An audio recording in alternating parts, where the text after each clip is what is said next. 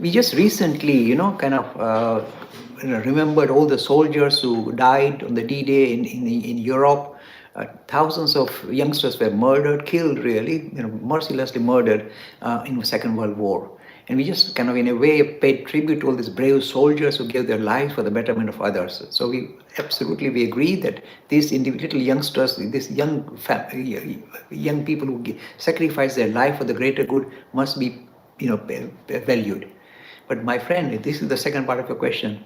This world is so cancerous. Have we sorted ourselves out? Look, Vivekananda said something very interesting in 1900. He saw Europe. He said this country, these European countries are so, kind of engrossed in increasing their power, position, power, and money, and kind of they exert their influence on the rest of the world. They're so keen on it, there's going to be a bloodbath here. He said that in 1900.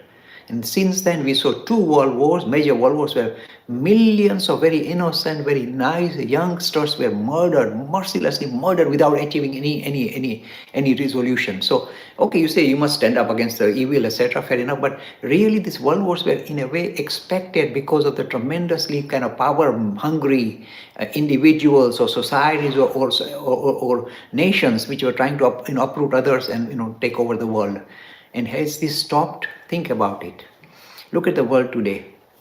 Do you think this idea of not kind of just living for your own, kind of enforcing has gone away? We've learned our lessons after the Second World War?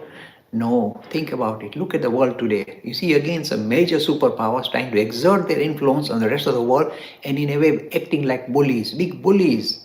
I don't need to mention names, but there are bullies who are trying to exert their own influence on the rest of the world and in a way dictate the terms regarding how the rest of the world should live.